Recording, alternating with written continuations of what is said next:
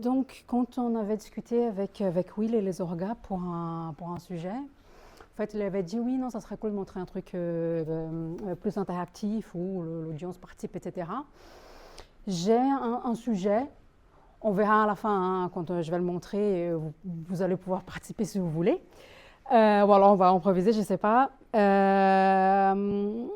J'ai un sujet que je fais, c'est un peu une expérimentation que je fais à côté pour utiliser des agents d'IA. Et je vais vous montrer tout ça aujourd'hui. Donc le sujet aujourd'hui en fait c'est le Context Files Face Off. Je pense qu'il est plus dans la salle la personne qui parlait de Context Engineering ce matin, mais c'est un peu le principe. Vous allez voir ce que c'est juste après. Mais comme Will l'avait bien dit, voilà, vous pouvez me dire Hélène ou Hélène, ou si vous êtes brésilienne, parce que je suis brésilienne comme Bianca qui a parlé ce matin, on dit Hélène en portugais, donc comme vous voulez, Hélène, ça me va aussi. Je travaille chez Sphere à Paris. Sphere, c'est une société de services. On est à fond sur l'IA. L'IA, c'est un truc, je n'ai pas intervenu parce que je ne voulais pas interrompre tout à l'heure, c'est quelque chose de notre boîte, c'est quelque chose d'attendu aujourd'hui que tous les consultants, tous les collaborateurs maîtrisent et intègrent et poussent dans leurs clients parce qu'en gros, on bosse avec des clients, on propose nos services, moi, ma spécialité, c'est du mobile, mais on a des cloud engineers, data scientists, front-end, back-end, etc. Donc, comme c'est marqué ici, ma spécialité, c'est des projets mobiles, donc en Android, en Flutter. Chez GDE pour Flutter et Dart. Et un des sujets que j'ai donné récemment, c'est justement le AI Agents Face-Off. En gros, c'est une comparaison d'applications codées X fois pour mettre en évidence des différences à la fois entre les technologies utilisées, donc pour ceux qui connaissent, hein, donc Android, React Native, ou d'ailleurs je crois que c'est, ouais, je vais parler après, c'est pas grave, je vais répondre après, je vais parler du projet. Voilà, sachez que j'avais ce sujet-là. Donc je sais pas vous, mais moi j'utilise, comme j'ai dit, chez Sphere, c'est attendu hein, qu'on utilise et qu'on maîtrise l'IA. Et du coup, je me force même plus, en fait, c'est intégré, je l'utilise, je l'assume. Je ne sais plus qui disait aussi, je crois que c'est toi, qui disait, ouais, non, il ne faut pas le dire, voilà, parce qu'on est quand même programmeur, il faut qu'on maîtrise la technologie, il ne faut pas montrer qu'on dépend d'une IA. Moi, je l'assume complètement. De toute façon, moi, ce qui m'intéresse, c'est de construire des choses, c'est de répondre à des besoins, c'est de faire des choses. C'est ça mon profil d'aujourd'hui. Peut-être que justement, le développeur de demain, il sera du coup moins technique, c'est moins la personne qui connaît par cœur toutes les specs de JavaScript, de Kotlin, peu importe. Et il faut savoir justement switcher un peu. Je crois que c'est toi qui parlais aussi d'ailleurs aussi de déplacement de compétences, etc. C'est juste évident quand ça va arriver. J'ai plein de collègues avec qui je discute au quotidien qui sont passionnés. Par exemple, j'ai un collègue qui est passionné de JavaScript, il connaît par cœur les specs de JavaScript, hein, il connaît par cœur. ECMAScript, c'est son truc. Je dis oui, c'est mignon, c'est bien, mais demain, ça aura plus de valeur, quoi. L'IA, elle connaît aussi mieux que toi et plus rapide que toi. Bref. J'utilise pas pour automatiser d'autres choses. Je fais vraiment que pour du code, parce que je sais qu'il y a plein d'autres façons pour utiliser l'IA, mais je n'utilise pas aujourd'hui. Et par contre, ce que j'adore dans ce nouveau monde, c'est que ça ouvre plein de portes et ça ouvre plein d'opportunités pour plein de choses. Et donc, par exemple, moi, je vous avez vu tout à l'heure, moi je fais beaucoup d'Android, beaucoup de Flutter. Mais en fait, si demain j'ai un nouveau projet où il faut faire, je sais pas, du React, du Vue, même du back-end, du cloud, peu importe, je ne dis pas que je serai experte, mais en fait, je ne dirais pas non. Et je pense que je pourrais y aller parce que y a plein de connaissances que j'ai eues pendant toutes ces années où j'ai fait du développement mobile. Soit j'ai déjà touché un peu et je connais un peu comment ça marche. Soit je suis ouverte en fait à apprendre parce que je sais que je peux avoir un assistant qui pourra m'assister justement.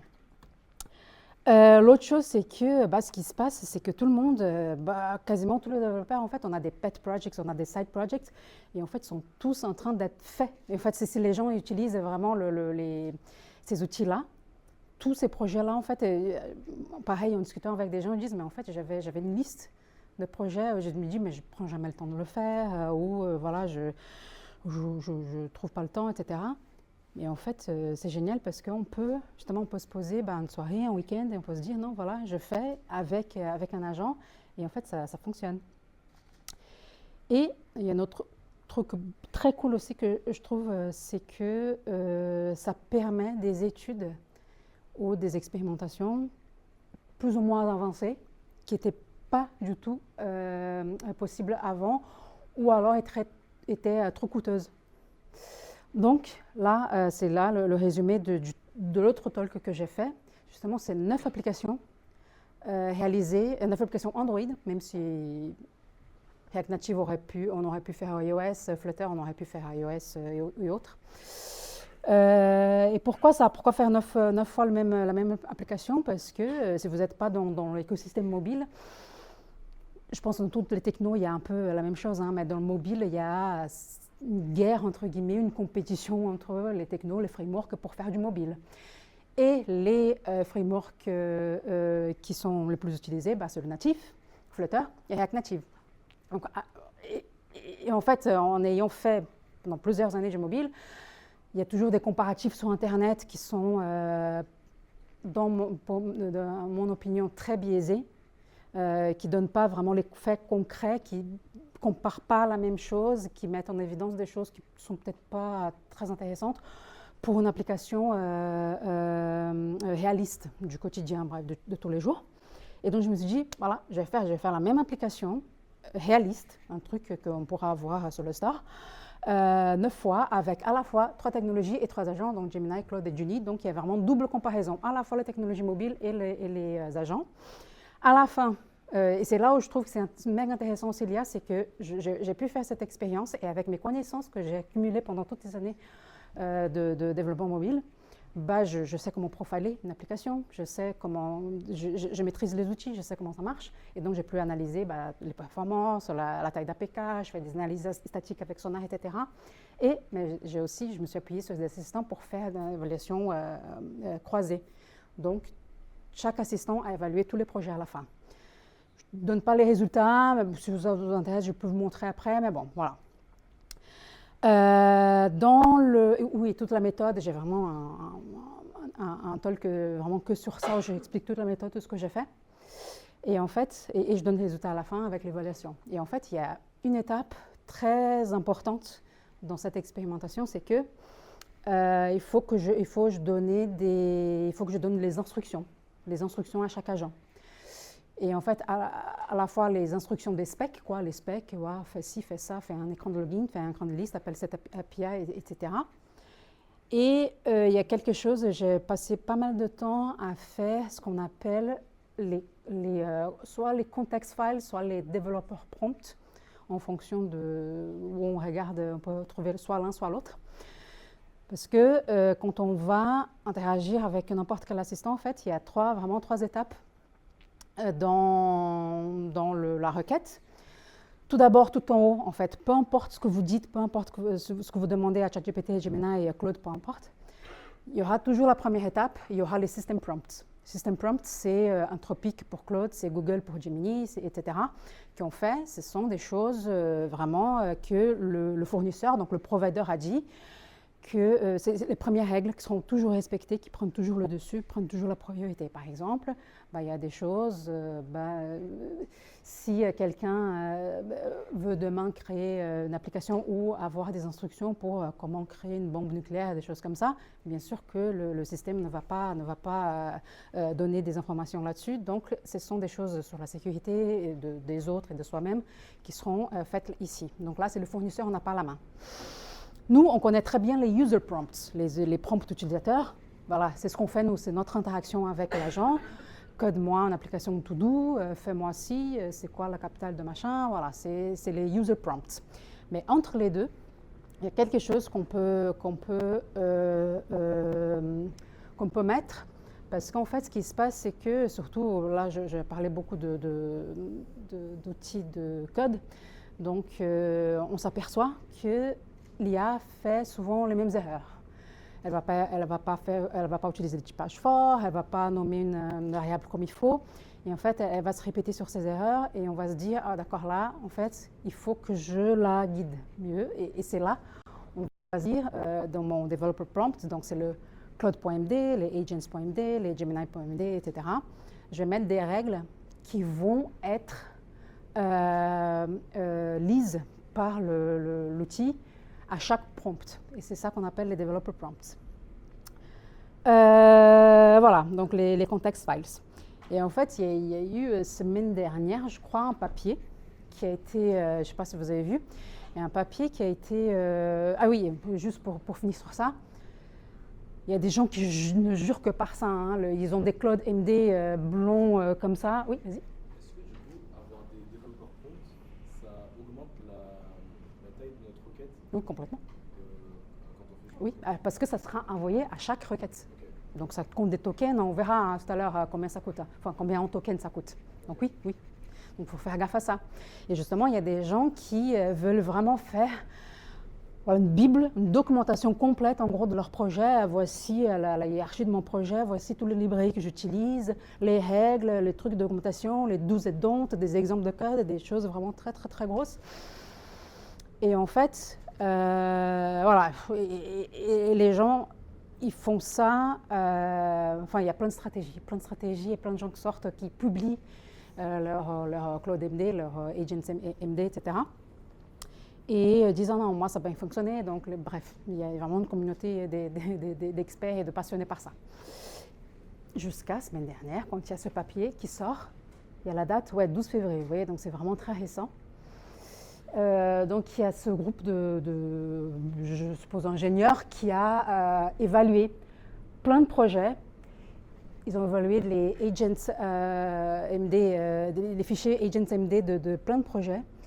Et en gros, la conclusion, hein, TLDR, c'est que voilà, les requirements, donc les requirements de ces fichiers-là, ils font en sorte que les tâches soient plus difficiles pour l'IA et que les fichiers qui sont écrits par des humains, ils devraient vraiment être le plus concis possible, donc le plus petit possible.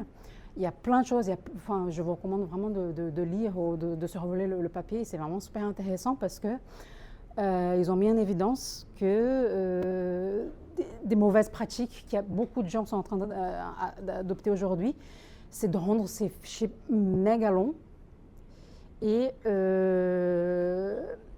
surtout avec des informations pas du tout nécessaires. L'hiérarchie du projet, l'IA, elle va la lire en une seconde. Elle va parcourir des dossiers, c'est pas difficile, c'est un truc évident pour une IA de faire ça. Voilà, peut-être si vous avez des coins un peu tricky dans votre repo où il y a peut-être un pattern ou un petit pattern qui a été utilisé, ok, c'est bien, attention, ici, j'utilise telle ou telle chose parce que voilà, c'est comme ça, et surtout ne change pas, bref, voilà, ce sont des choses qui ont plus de valeur pour l'IA. Mais après, bien sûr, tout ce qui est bonne pratique, etc., voilà, faire les tests, etc., ça, on peut le mettre aussi. Mais en fait, ce qui est en train de passer, ce qu'ils ont mis en évidence, c'est qu'il y a plein de gens qui ont des fichiers qui sont vraiment pas du tout comme il faut, quoi. Et du coup, je fais, intéressant. J'ai voulu, donc j'ai fait, ok, pour mon autre projet là où j'ai codé 9 fois le même projet, j'ai créé des fichiers de contexte.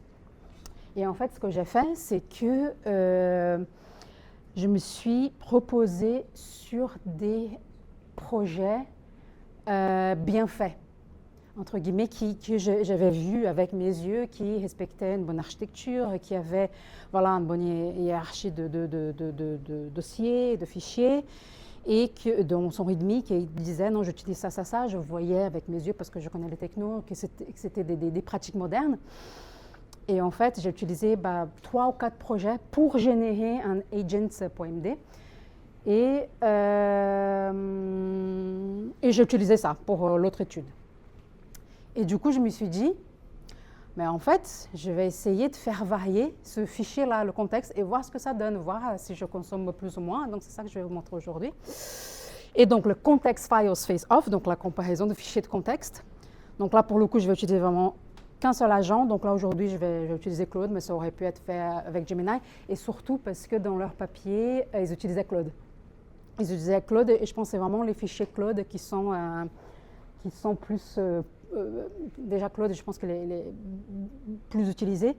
Et surtout, les fichiers Claude.md, ce sont souvent ceux qui sont très mal utilisés.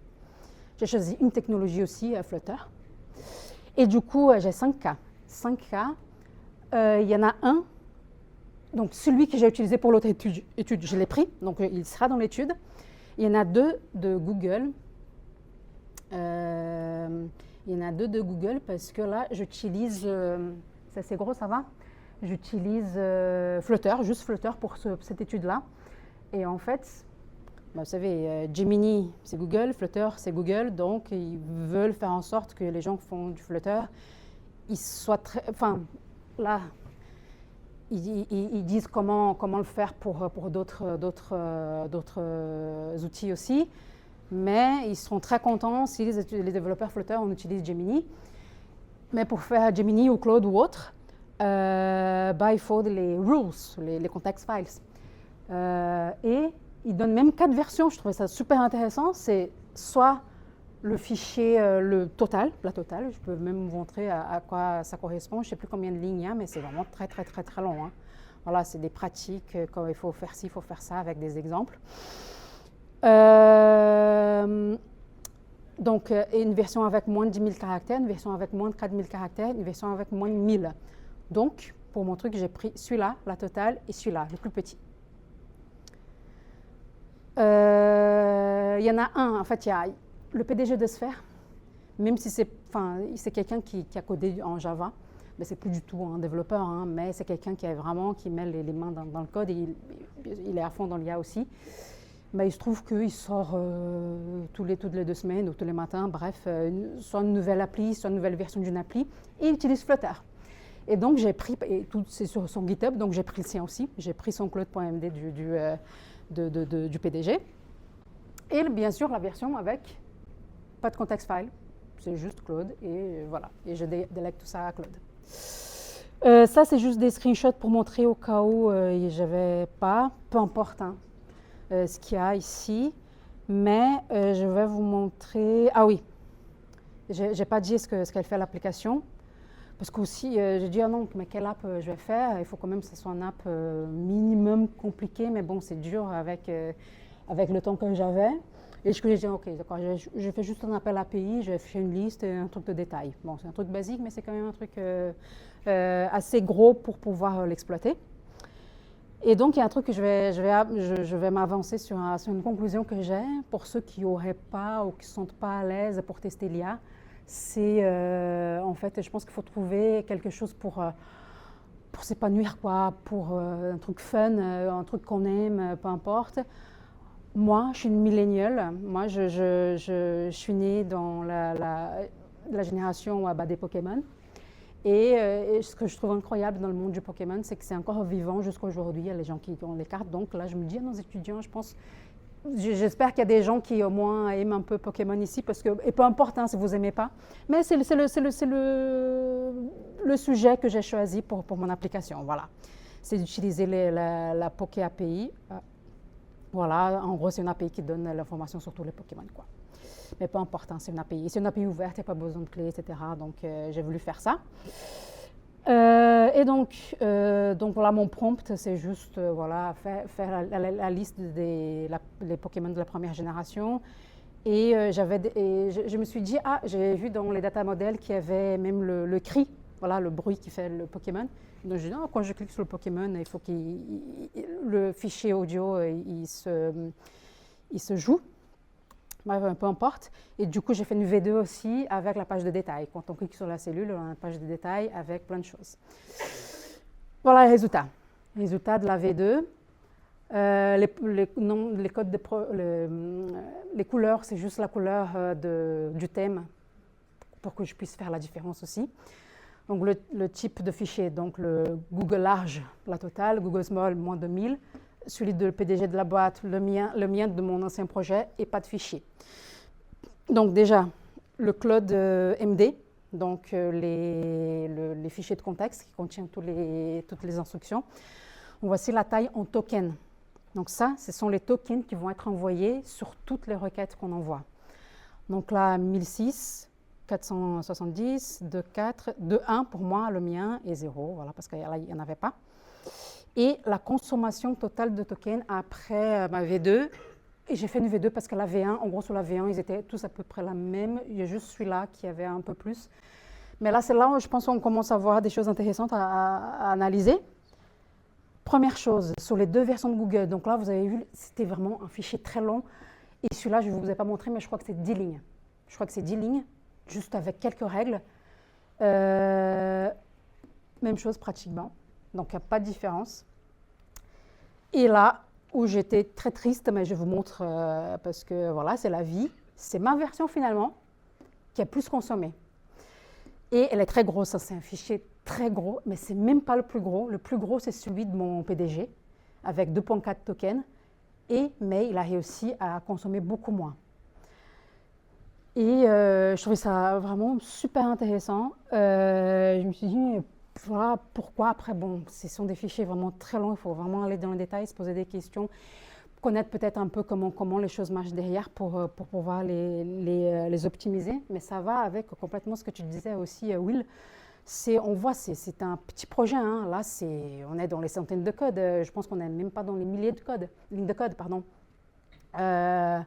Déjà, j'arrive avec une solution, j'ai déjà le double de tokens.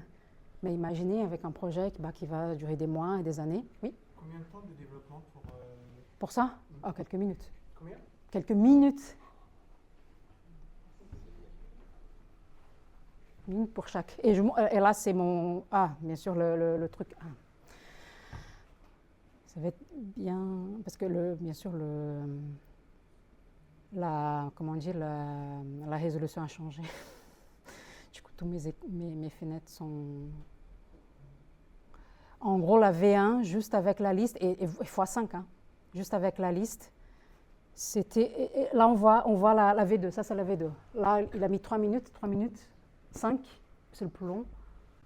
1 minute, 1 minute. Voilà. Sur un quoi? Sur un GPU? Pardon? Sur un GPU?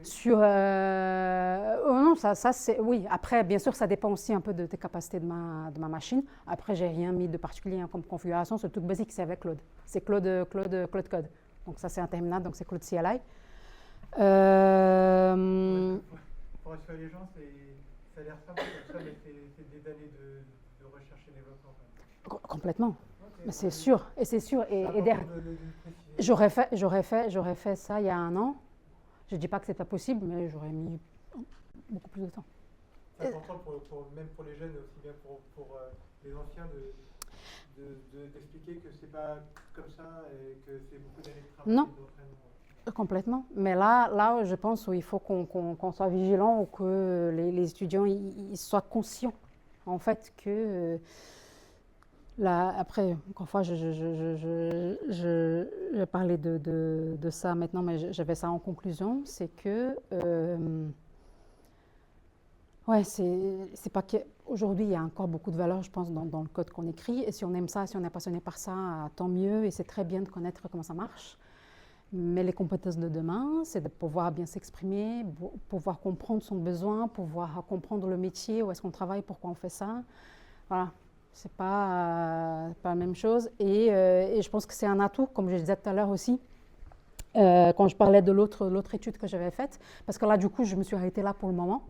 On pourra faire, et du coup, là, ce que je propose, si vous voulez, et on pourra même voir en live, si vous voulez, je peux, si vous voulez faire soit autre chose, soit faire évoluer l'application, que je n'ai pas montrée d'ailleurs, mais peu importe, elles sont toutes pareilles aussi. C'est ça qui est assez impressionnant. Donc, pour la communauté, c'est important de dire que d'essayer de passer un week-end à débugger quelque chose qui demande des années d'apprentissage et d'expérience.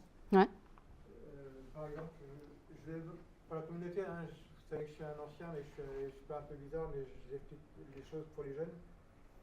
Moi, je me suis retrouvé un vendredi soir devant un programme de 100 000 lignes, à essayer de rechercher un bug dans un programme de 100 000 lignes. Ça, je l'ai dit souvent à mes collègues étudiants. C'est normal si vous n'arrivez pas à faire des choses qui sont compliquées parce que c'est des choses compliquées.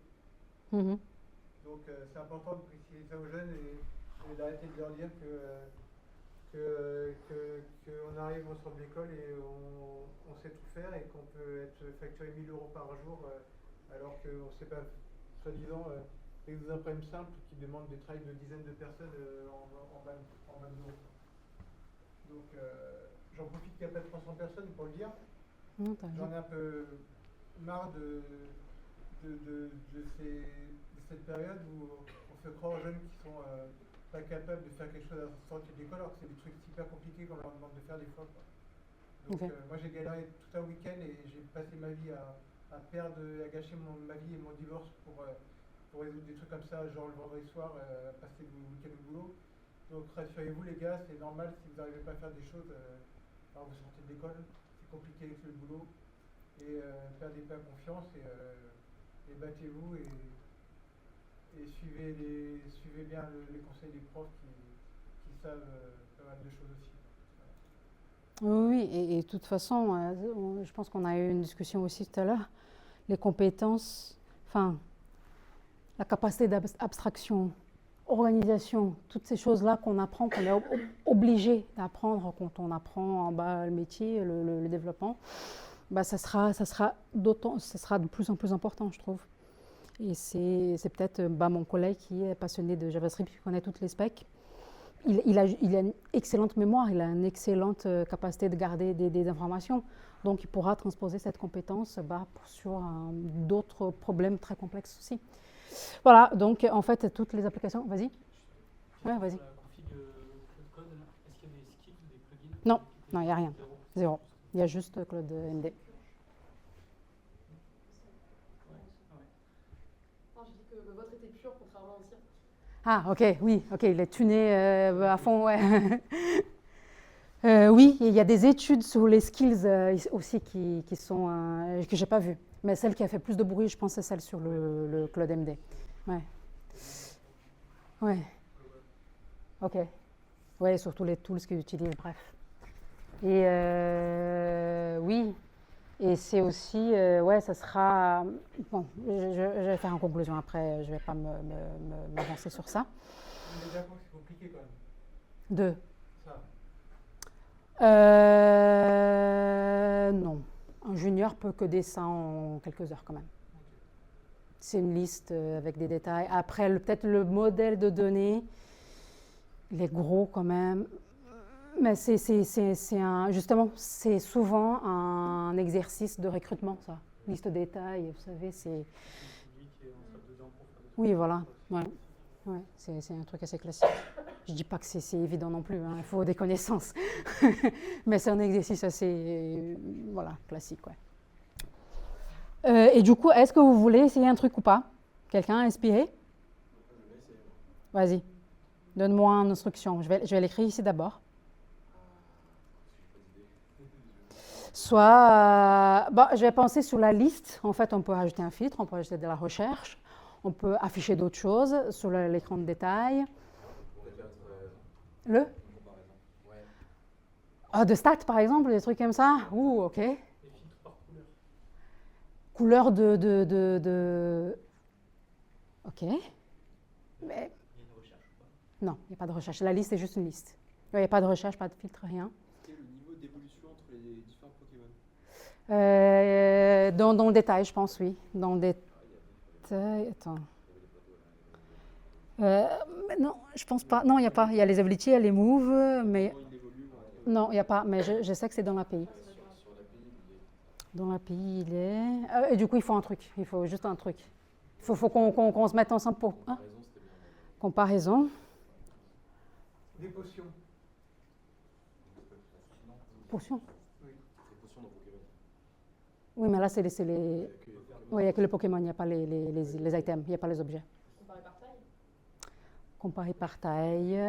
Ouais, parce que la taille, Ah, et d'ailleurs, il y a un bug. Ah non, c'est là. Il y a la taille et les weights, là, ouais. Il n'y a pas le type, non. Mais je peux voir. Non. Ah oui. Ok. Je peux essayer de rajouter le type. Attends, on va voir la gueule de l'API, juste 2 secondes.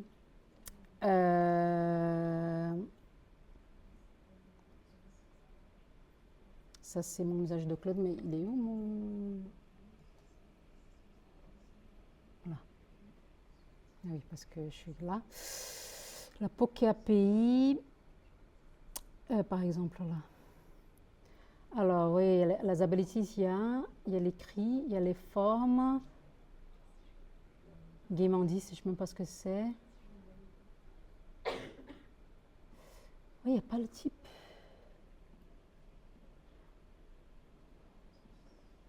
Sprites, ouais, stats. Ah si, ouais, type.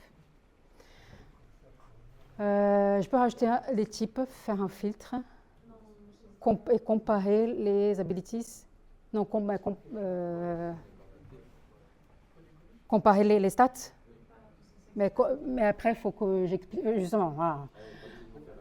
Faut, comment on affiche, comment. Ouais. On peut sinon aussi faire un filtre pour chercher des capacités en particulier. Avec le nom? Oui, par exemple. Le nom, c'est. Ouais, ok. On cherche une capacité et on regarde quel Pokémon là. Les abilities? Les moves, c'est les moves. Les moves ou les deux, hein. Surtout les moves, c'est ça. Surtout les. Ouais. Ok. Mais on peut essayer les deux. C'est juste pour vous montrer un truc. Hein. Voilà. Et on va voir combien de tokens ça va prendre. On va voir comment. Et là, il faut qu'on écrive un prompt ensemble. Là. Mais j'aime bien add the type of the Pokémon. Et, oups, c'est dans type. Hein. Donc, il va trouver tout seul, je pense. Parce que c'est là. Add the type or types. If several of the Pokémon in the detail page. On va faire la totale. Add a search by name in the main page and a filter by type. Et on a dit la recherche de move, non? Vous pourriez m'expliquer éventuellement un petit peu? Hein? C'est vraiment d'une requête en langage naturel, c'est ça en fait? Oui, là, il faut juste s'exprimer, en gros. On pourra le travailler, ce truc-là. Hein. Mais il y a un truc aussi qui se passe, c'est que... C'est compliqué, sincèrement, mais... Après, on peut écrire en français aussi. Hein. Des fois, je switch entre les deux et ils s'en sortent très bien. Après... C'est un modèle de langage qui a été entraîné ou c'est un langage de base? Non, c'est celui de base, de Claude, ouais. Est-ce que c'est dérangeant de mettre plusieurs demandes dans une seule requête? Non. C'est plus efficient de faire un par un. Non. Après, là, ce qu'on va faire, j'avais fait un truc basique. Et en fait, là, je dis, ça avance tellement vite qu'on ne se rend même pas compte. Et c'est que j'espère ce qu'il va faire. Là, il va voir, non, il y a plein de trucs à faire. Première chose que je fais, je vais planifier. Je ne sais plus qui avait dit, je vais planifier. Je vais faire je vais identifier les tâches et je vais faire dans cet ordre-là parce que j'ai trouvé que c'était cohérent de faire dans cet ordre-là. Voilà. Mais on peut balancer plein de trucs. Hein. J'aurais même pu balancer plein d'autres choses, mais on va quand même... et j'espère que ça va prendre quelques minutes et on pourra discuter en attendant. Add the types, the detail page, search by name in the main page, filter by type. The search. En fait, c'est un filtre, finalement, non? C'est search plus filtre. Ouais. Attends, type, search by name. Ok, non. Add a search bar in the main page where the user can search the following. Name of the Pokemon, type of the Pokemon, any move or ability that it knows. If there's a match, filter the list with the result. On va voir. Est-ce que je pense qu'il va bien comprendre. On va voir. Au pire, ça sera une catastrophe.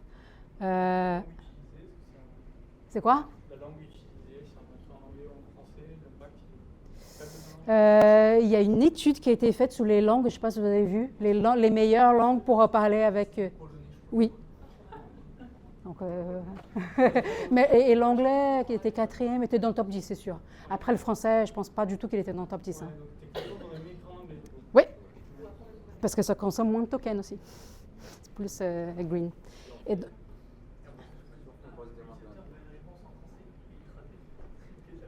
ouais, et je passe tout mon temps. Après, des fois, le truc, c'est que j'ai des specs où j'ai beaucoup de texte qui est écrit en français. Et des fois, je fais do the following et c'est un texte en français. Il se débrouille. Vous pourriez expliquer pourquoi il y a 5 fenêtres? C'est quoi ces 5 C'est à chaque fois, ce sont les fichiers de contexte différents. Je peux vous montrer en attendant, parce que là, ils vont travailler. Je peux vous montrer ça en attendant. Voilà les 5 projets, pardon. Ils ont un projet Flutter et donc. Il y a un contexte par personnage, c'est ça? Pardon? Il y a un contexte par personnage? Par personnage? Non, c'est un projet. Là c'est 5 projets. Donc, ce sont 5 projets. Dans chaque projet, c'est. Donc, ça, par exemple, ce qu'on avait vu. Ah merde, j'ai fermé. La liste, là, avec tous les personnages, là, c'est un projet. Où il y a toute la liste et les détails. Et là, peu importe, hein, là, du coup, il y a le code. On pourrait même voir, voilà, le screen, etc. Et en fait, c'est là, aujourd'hui, là, mon étude, elle porte sur ce fichier-là, claude.md. Et en fait, j'ai 5 versions de ce code-là. Et je voulais voir, justement, c'est ça le but de l'étude. C'est c'est quoi la différence entre la consommation de tokens en fonction du contenu de ce fichier-là qui est utilisé à chaque requête que je fais. Les fichiers de contexte initial? Oui, qui est utilisé à chaque requête, hein, attention. Voilà, c'est ça, ouais. Alors, voilà, Entered Plain Mode. Entered Plain Mode. Bon, après, hein? Le quatrième, il a fait des tâches directes. Ouais, le quatrième, c'est l'orange, c'est celui avec le cloud de mon PDG. Ah, qu'est-ce qui se passe? Alors, il fait fetch, ok, vas-y, si tu veux. Il avait déjà fait. Hein. Alors, normalement, il est tellement avancé qu'il n'a plus besoin que j'interagisse avec lui. Mais voilà. Et donc, voilà, c'est ça qu'on fait varier. Pas avec Warp, ouais, peu importe. Oups, allez. Voilà. Et donc ça, même si par hasard, hein, c'était celui qui était ouvert, ça c'est le projet, voilà, le projet de mon PDG, c'est ce genre d'info. Que le package name s'appelle comme ça.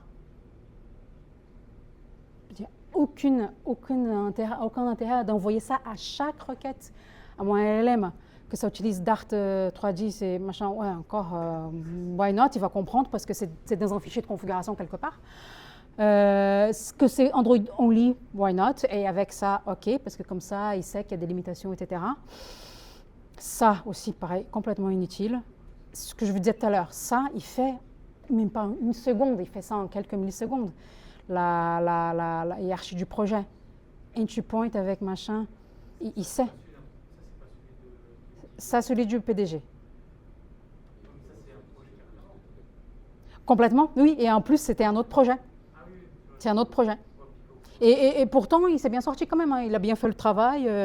Oui, et ça, c'est une excellente remarque parce que, en général, pour moi, hein, je ne sais pas ton opinion ou d'autres gens qui utilisent des fichiers comme ça, pour moi, les meilleurs fichiers de contexte, ils n'ont pas d'informations métier dedans. Ils ont des choses complètement techniques, quoi. Parce que là, il parle de... Après, remarque, il a beaucoup de choses techniques, par exemple, parce qu'il fait, en gros, c'est un assistant, hein, c'est un assistant sur Android, et donc il parle des choses anthropiques versus OpenAI, parce qu'il parle avec des trucs comme ça. Mais bon, je pense que des fois, il va trop dans le détail des choses. Voilà, comment rajouter un nouvel écran, ouais, why not? Mais bref, le reste, on s'en fout. Après, oui, ça que je voulais vous montrer aussi, hop, voilà. Ça, c'est, ouais, je vous ai dit 10 lignes, mais il n'y a pas la ligne ici. Mais c'est basique. Hein. Voilà, quel est ton rôle, quels sont les outils que tu peux utiliser, même ça, ouais, avec des plugins, pas besoin. La stack, il peut la déduire. Ouais, le code. Et ça, c'est généré par Google. C'est Google qui donne hein, aux développeurs. C'est une sorte de paramètre système un peu? Oui, un peu. C'est des instructions. Des instructions dit, non, on dit à l'agent quelles sont les règles qu'il faut respecter. Ça peut être bien si on a des trucs qu'on veut absolument pas faire ou absolument faire Ouais, ouais. pour éviter que ça fasse des faux Oui, résultats. oui. Oui, et il y a beaucoup de gens qui se disent, ouais, mettez pas les trucs évidents. Voilà, arrêtez de mettre des trucs évidents, n'importe quel agent, il connaît ça, quoi. Et aussi informatique, quand on met pas à jour des fois le projet, et que du coup, en fait, il commence À diverger. Ouais. Ouais. Ça fait une petite dérive entre les deux. Oui. Du coup, il pointe sur le cloud qui n'est pas à jour par rapport à l'architecture. Complètement. Justement, la question, je rebondis un peu sur sa question, c'est comment savoir quelle version on est.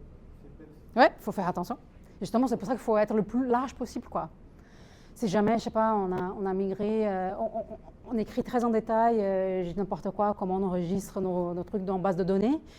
Et voilà, on change de techno de base de données pour une telle raison. Il faut mettre à jour. Et sérieusement, si on n'a pas de log, comment on fait? Genre, je donne un exemple. Hein. On débarque sur un site ou sur un programme. On ne sait pas ce qui s'est passé les 2 semaines précédentes. Est-ce qu'on se tape les logs des 2 dernières semaines de ce qui s'est passé pour savoir quelle version on est, machin? Ou est-ce qu'on lance un truc et on regarde ce que ça donne et on dit ah bah tiens, je déduis qu'il s'est passé ça et ça? Ça peut être pratique. Ça peut Désolé, être hein. pratique. Non, ça peut être pratique, hein, je l'ai fait. Ouais, genre, je sors de l'école, j'ai eu 2 ans de formation sur l'IA, mais j'arrive sur un site, ah ouais, quand même, le log il fait 2 mégas, je vais me taper 5000 lignes de code à détailler. Demande à Nia, guide-moi, lis ce truc-là et dis-moi ce qu'il faut. Et Ouais. l'IA, c'est exactement ce. Enfin, elle peut se tromper, On hein, est toujours. vendredi après-midi, il y a des bouchons sur le périph', j'ai Ouais. fait 300 bornes de voiture et j'ai envie de rentrer chez moi. Comment je fais pour 3 heures Si tu l'après-midi? versionning avec GitHub par exemple, ben, ton IA elle peut regarder chaque commit et se dire ok ben, à ce moment-là du projet, il y a eu cette feature-là qui a été rajoutée, et elle peut passer dessus et après te dire ben, c'est comme ça que tu as évalué le projet. Et genre, tu résumes 2 semaines de boulot avec une IA qui a boosté pendant Tu des peux heures. avoir des commits sur des années, des mois, et même la conversation qu'elle a. Mais sérieux, vous êtes des génies les gars quoi. Tu tapes 2 semaines de log, moi ça m'est arrivé, hein. Je suis désolé, je fais mon vieux, mais tu arrives sur un site, le client te demande d'être opérationnel dans la semaine, tu arrives, tu te retrouves avec 2 mégas de log à étudier, et mince, sur quelle version d'IA je suis, qu'est-ce que j'ai comme instruction, qu'est-ce qu'elle connaît pas. Est-ce que quelqu'un peut répondre à cette question? Mais il y a une chose, c'est les logs de l'IA. Et après, en fait, la valeur et la vérité de la chose, c'est le code. Ouais. C'est le code. Et ça prend pas beaucoup de temps. Ils sont très forts à ça. Hein. Là, je donne un exemple très concret. C'est chaud, hein. Ouais, il y a un exemple très concret. Moi, je viens de finir une mission. J'ai eu un projet, semaine dernière. Ça t'est déjà arrivé d'arriver sur un site et que tu connais rien et que le client te demande de faire. Oui. Et du coup, dans le monde d'avant, on passait des heures et des heures à voir s'il y avait de la doc ou regarder le truc toi-même. Mais en fait, ça, ce qui s'est passé, c'est que j'ai bossé 6 mois sur le projet. On est d'accord, c'est des choses qui arrivent. Hein. Des choses, d'arriver sur un projet que tu connais pas et que oui, non, juste pour mettre en perspective un truc. J'ai fini la mission et en fait, le client, il était très exigeant sur la passation de connaissances. Après, nous, avec nos autres collègues, on a dit franchement, avec l'IA, le gars, il se tape un prompt et il aura une meilleure doc que moi, j'aurais pu faire, hein, sur tout ce que j'ai fait. Il voulait absolument qu'on fasse la passation, qu'on fasse une doc avec tous les tickets qu'on avait fait. Ok, et du coup, en fait, je n'ai pas pensé 2 fois. Il y a des choses que j'ai fait au début du projet, je ne me souviens même plus. Et je me souviens peut-être de gros sujets, hein, parce qu'il y a trop longtemps, j'ai fait trop de trucs. J'ai sorti un prompt. J'ai fait, et ça m'a fait un truc incroyable. Et j'ai fait, oh mais c'est bien, c'était bien pour moi aussi, pour me rassurer. Mais c'est bien quand même ce que j'ai fait en 6 mois. Et j'ai dit non, fait par topic et tout, machin. Il m'a fait un résumé incroyable. Il s'est quand même trompé. Il a documenté des choses qui n'étaient pas bonnes. Parce qu'il a, je pense, peut-être, il est pas allé dans le détail de l'implémentation. Et il a supposé certaines choses, donc j'ai quand même dû passer derrière. Mais la vue d'ensemble, elle était incroyable. Incroyable. Et là, franchement, j'étais bluffée. Et tu es d'accord que des fois, le client, il ne donne pas forcément les règles, il sous-entend que les règles, tu les connais, quoi. Les règles de Les règles de gestion. Ouais. Oui, donc il faut bosser avec lui, quoi. Parce que là, ouais, parce qu'en général, quand on fait un projet, on tombe sur un ticket. Normalement, si le monde était parfait, bah, il serait parfait, bien écrit, avec tous les cas, etc. Genre Jira ou pas? Jira. Ouais, Jira, c'est ouais, le mal Pour une petite histoire, vous connaissez peut-être, mais Jira, c'est un outil de Atlassian. ticketing qui permet de suivre les incidents. Et soit tu arrives sur un site et tu as quelques tickets à résoudre et soi-disant c'est facile et tu te tapes Ah, fini. un 10 minutes. kilomètre de doc, ou soit effectivement c'est facile et tu as une ligne échangée et ça marche pas. Donc voilà. Qui est-ce qui a déjà utilisé Jira? Vous connaissez pas? Je connaissais, mais Ouais. Hein? Tant que je peux ne pas y toucher, j'y touche. Ouais. Mais du coup, pour les jeunes projets, assignation de tickets, etc., qui fait quoi? Comment tu fais? Notion, mais, Ah, Notion, ouais, c'est très bien. des versions plus simples, quoi. Oui, voilà, c'est ça. Ouais, c'est très bien, hein, ça fonctionne. Hein. Dans une grosse boîte, je pense que Jira, Mhm. c'est l'effort. En gros, c'est le client il te demande de résoudre un problème et tu dois commencer effectivement comment tu as résolu le problème. Et si tu es sympa avec le collègue qui suit après, c'est-à-dire le prestat ou le mec en interne qui débarque pour faire la mission, c'est bien d'avoir quelques commentaires dans Jira pour savoir comment le mec avant ou la fille avant a résolu le problème, quoi. On est d'accord? Oui. Ça fait gagner du temps. Oui. Ça évite de passer un week-end au boulot. Oui. Oui, oui, oui. Et après, c'est sûr. Ah, qu'est-ce qu'il. Ah oui, non, c'est lui qui s'est trompé. Si c'était à refaire, j'aurais posé les questions dès le départ en arrivant. Non, c'est vrai, hein. Ouais. Tu arrives chez un client, il te demande de faire quelque chose, tu connais pas le contexte, il vaut mieux quand même avoir quelques docs. Et ça sert à rien d'ouvrir les armoires parce que après tu passes pour un espion, mais des fois c'est sympa d'avoir de la doc pour savoir sur quoi tu travailles. Savoir ce que tu fais, quoi. Je sais pas, c'est Internet, là, mais ça prend plus de temps. 10 minutes. Hein. Je suis en partage de connexion. Ah oui, j'ai une barre. Peut-être ça. Mais il y en a un qui a fini. C'est lui. Oui, c'est celui qui n'a pas de... Voilà. Il a utilisé 58 en tout. Ok. Et ça veut dire qu'on peut comparer les différents projets et savoir comment optimiser le code éventuellement, c'est ça Oui, parce que là en fait, c'est vraiment clé. Et c'est cool que les gens s'intéressent de plus en plus dans ce truc-là, parce que c'est littéralement le truc qui va être envoyé à toute requête. Donc il faut vraiment le travailler. Donc là, on a vu. Hein. Ah, lui, il a fini aussi.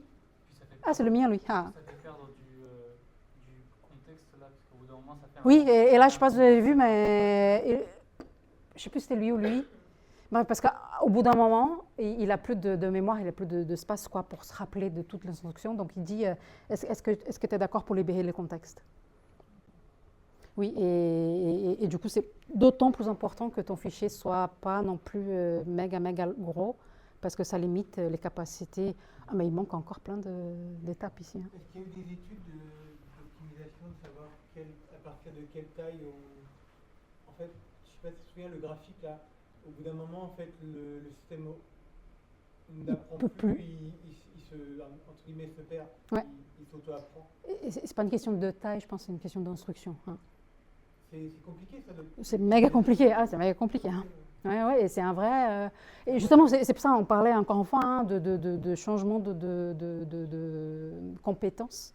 Une vraie compétence, c'est ça. Bien fine-tuner ton fichier de contexte, tes skills, les tools que tu vas utiliser.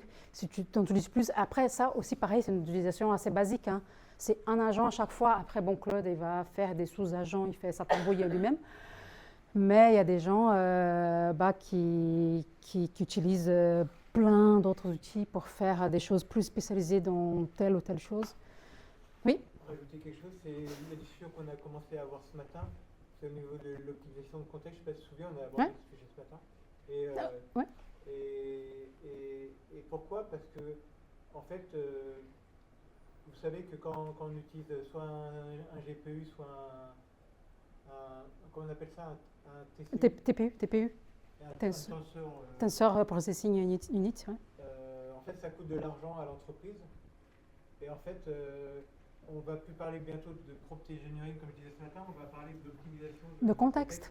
En fait, C'est exactement ça. on Hein. va gagner de l'argent à la société, Oui. aussi bien aussi à la fois à Google, enfin aux fournisseurs de services, mais aussi à ton client, quoi. Oui, Parce complètement, que, 100%. Ah oui, oui, oui, oui. même si c'est de la nanoseconde ou de la seconde, je ne sais pas, je ne connais pas les prix, mais Ouais, en token, on parle en token, ouais. C'est un token consommé. Ah oui, oui. Aussi bien du côté de Google, parce que ça me passe ses ressources, alors qu'il peut partager à d'autres clients. Et en tant que client, ça te fait économiser de l'argent, et donc finalement, tu rapportes de l'argent à ta boîte, quoi. Complètement. Donc voilà. Ah, il n'y en a plus qu'un qui n'a pas fini. Alors lui, 61. Lui, Ça prend en compte le compacting, là, si on a eu un ou pas? Il n'a pas eu. normalement, c'est sur la session. Excellente question, mais... Ça va libérer. Ah, il faut que je revienne en arrière, que je vois combien de fois ça compacte. Parce qu'ils ont compact. Dans le- Ouais. Parce que avant qu'il arrive au 200, Ah, tu as complètement raison. le contexte, il fait un résumé de tout ce qu'il avait pour avoir. Bah, oui, parce que ça arrive à 200. 200, c'est la fenêtre de... Oui, tu as complètement raison. C'est complètement foireux ce que j'ai fait. Il faut que je... Par contre, il y a dans la status line, c'est pas le nombre de tokens tout en bas, tout en bas des terminaux en vert. Ah, peut-être. Ça, je sais que c'est possible de le rajouter. Oui, parce que je l'ai rajouté. C'est peut-être... oui. Remarque, là, on voit 81. Ah oui, parce qu'il y a in et out. Ah oui, c'est ça qu'il faut voir. Ah là là. Bien vu. Bien vu, parce que là, tu vois, en gros, c'est ça plus ça, quoi, je crois. Ça, c'est le total, je pense, ouais, t'as raison. Bon, c'est ça plus ça.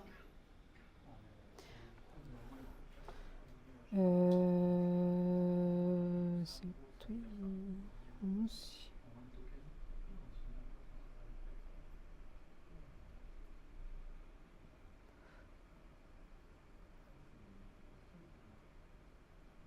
Pas le bon. Ouais, c'est ça. Je crois que c'est ça. Donc le blue, là, c'est ça plus ça, hein, d'accord? In et out. Hop. Lui, il a fini.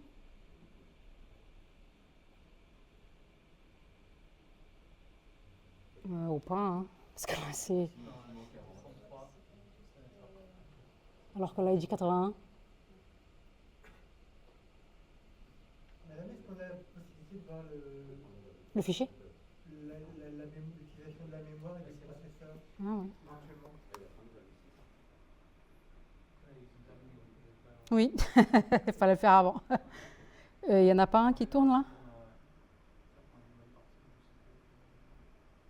Sauf si on est en local, mais je pense que là on a à distance. C'est en local, hein, le code est en local. Mais les instructions sont à distance. Oui, il fallait le faire avant. Oui, mais c'est bien ça, voir combien ça consomme. Lui, il a fait... Ah non, il y en a un qui tourne là encore. Il est marqué 20% du CPU. Ouais. Oui, mais du coup, pour la conso, sur tout le truc, il faut que je revoie ce truc parce que 42 plus 21.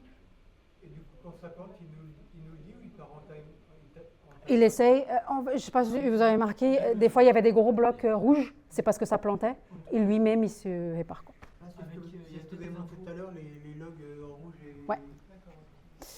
Ouais. Après, Yanjik, ça marche, hein. Non, c'est la première fois que je vois des logs comme ça. Ouais. C'est super. On va essayer juste parce que là, je voulais les comparer à la fin, mais là, ça va pas être possible. Il faut que je... Peut-être le détail avec il y a marqué auto-compacting. Ça là, mais c'est jusqu'au prochain.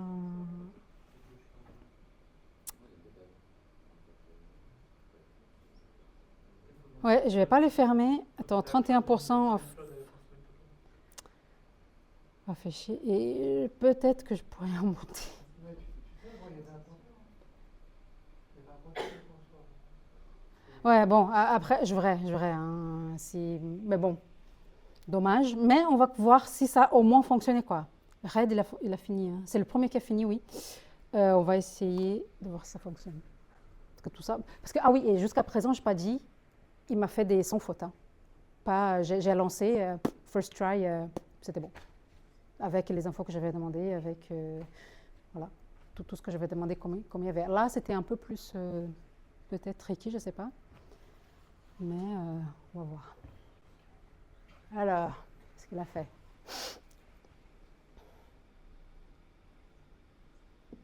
S'il arrive à se lancer. Déjà, est-ce qu'il n'y a pas d'erreur? Ok. Pas de recherche.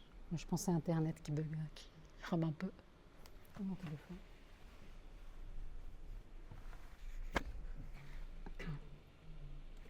Pas d'erreur. Beaucoup plus lent qu'avant, par contre.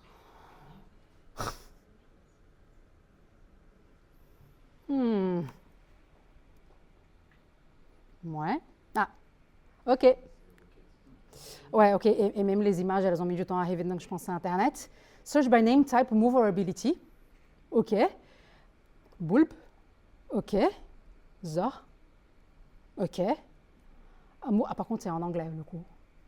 An ability ou move. Attends, on va voir Bulbizarre. Qu'est-ce qu'il y a? Comment? Ou sinon, je prends un truc de Bulbizarre. Hein. Attends, un truc... ouais, Solar Beam, par exemple. Solar. Oups, mal écrit. Ouais, Solar Beam. Et là, lui, est-ce qu'il a... Il a Solar Beam, lui? Oui, il peut avoir, ouais, ok. Autre chose, ouais, donc là, c'est tous les Pokémon qui ont Solar Beam. Ouais.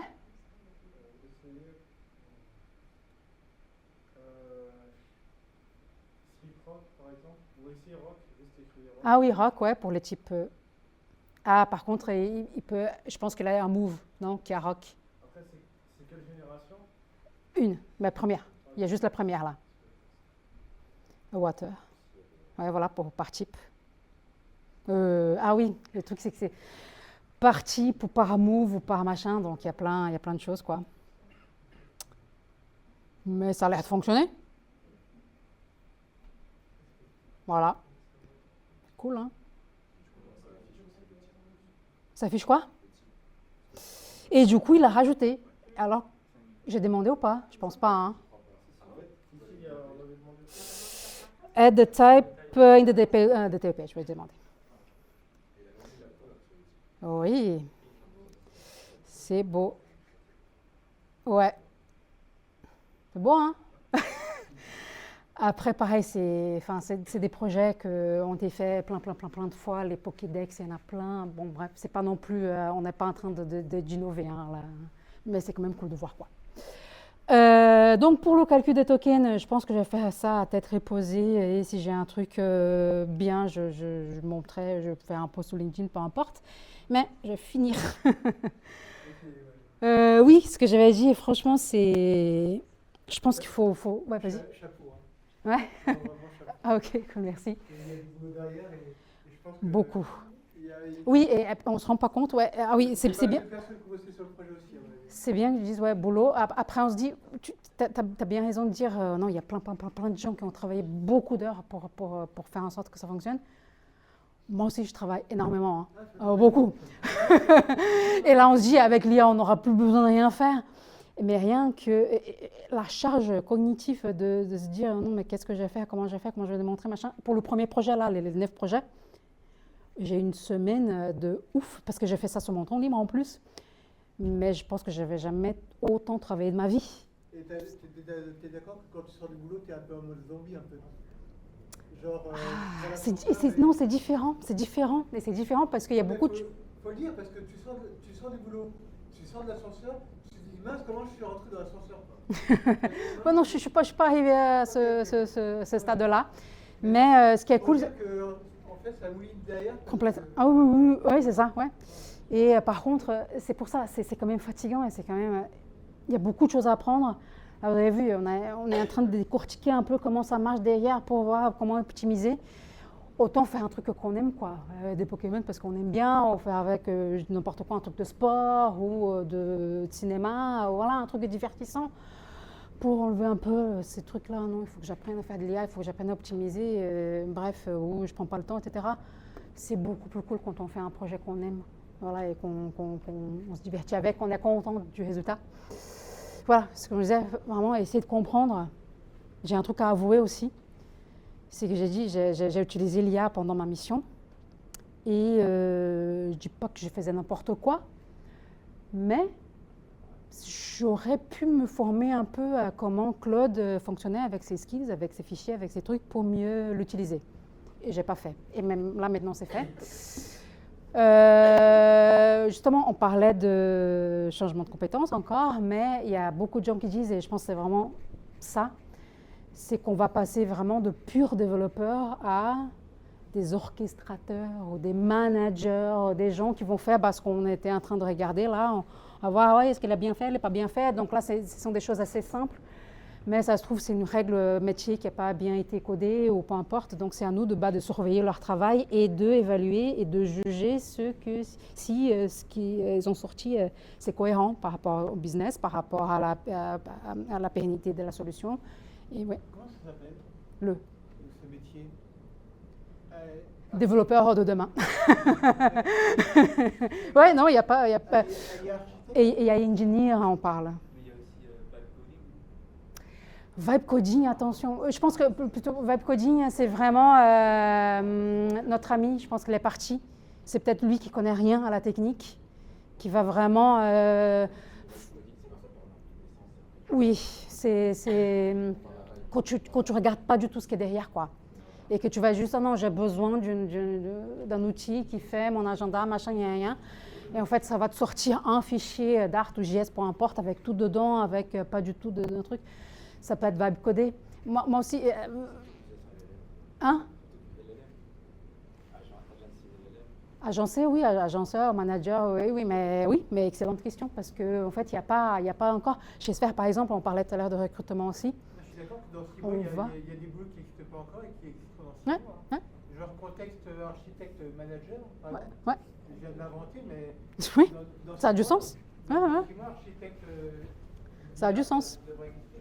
Voilà, les managers ou architectes d'agents. Et justement, c'est là où je mets en évidence, je pense vraiment, vraiment à ça.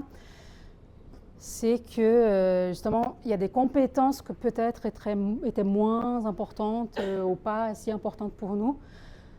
Architecture toujours. Et architecture, c'est quelque chose qu'on apprend, nous, en tant que développeurs. Il y a des gens qui sont plus ou moins bien, mais bons là-dessus. Mais architecture, system design, vraiment, voir la big picture et comprendre comment toutes les pièces d'un système d'information se lient les unes entre les pièces les unes avec les autres. Méga important. Esprit critique, ça je pense qu'il y a plein de gens qui ont dit, mais c'est évident et c'est essentiel. Bien communiquer son intention. Là, vous avez vu, on a fait ensemble, oui, on va faire ci, on va faire ça. Vous avez vu, on l'a fait en quelques minutes. Mais là, on aurait pu mieux le travailler pour vraiment donner une instruction claire, précise. Et encore une fois, là, mes specs, entre guillemets, elles sont assez simples. Dans un projet, il va y avoir plein de variantes et des edge cases et des choses à réfléchir. Et mettre ça en anglais ou à la voix, ou peu importe, en polonais pour être très, très optimal. Mais voilà, bien communiquer ce qu'on veut, son intention, ça, c'est clé. Et penser au business et au produit. Et voilà. Merci.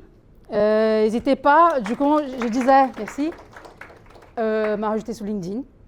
Si jamais je trouve combien de tokens j'ai consommé pour cette dernière requête, je ferai un article là-dessus. Vous allez pouvoir consulter si vous voulez. Voilà. Bravo. Merci.